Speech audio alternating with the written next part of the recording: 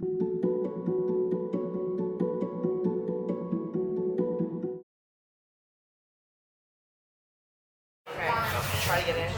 here I'm trying to show Kate how to build a frame, which is basically your kind of like neutral position, like neutral in a car. If I step out from you, I've got one behind your head and one tucked here.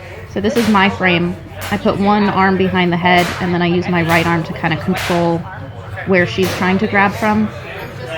So you can see I'm holding her behind the neck, and then my right arm, I use my elbow to shut her out, and I'm controlling from the inside of her elbow. So I'm trying to show her how to use the elbow to shut me out. And you can do it on both sides. So I'm just controlling her arm from that side.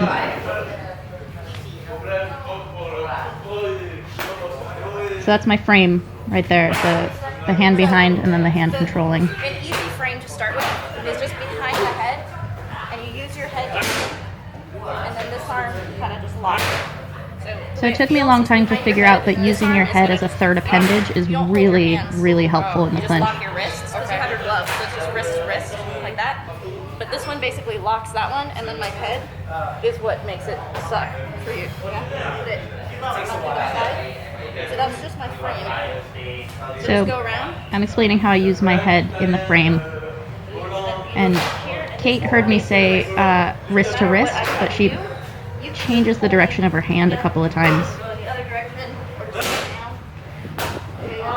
So basically, once you're in your frame, she put her hand backwards, so now she's wrist to wrist, but not the right side of her wrist. You want to keep the blade of your forearm in someone's neck. But I'm explaining how once you're in your frame, once you've locked somebody, the onus is on them to try to come out, and it becomes much simpler for you once you've created your frame, because then you just have to time what they're doing. You're like a pit bull, like locked on.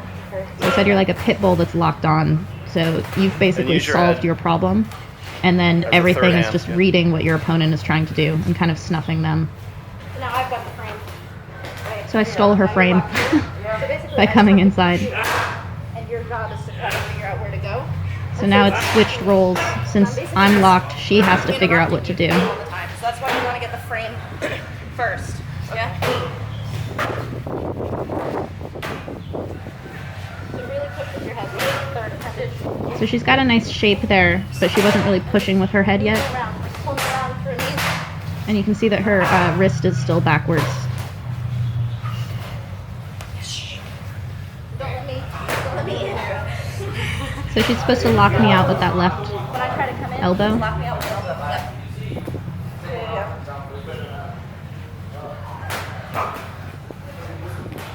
So if she's able to lock me out with that elbow, I can't make my own frame.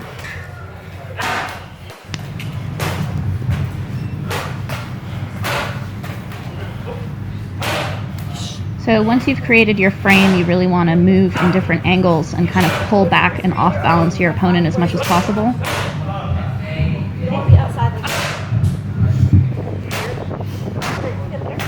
So here I'm showing her that once you have a very dominant position, like having two hands behind the head, you need to use your elbows to push into someone's chest and collarbone to really control them. Otherwise, you're just locked on and don't have much control. Maybe show her the blade of the arm. So behind my head, you want this part to be going into the neck. It sucks, right? So if you go like, if I put this part, it doesn't... So you don't want the flat part of your wrist against someone's neck. If I put the blade... You want the blade against it because it creates pain, which then creates weakness in someone's full composure. Because it's bone. So even if the glove comes up to here, digging that in, it like creates this pinch in the neck. Okay.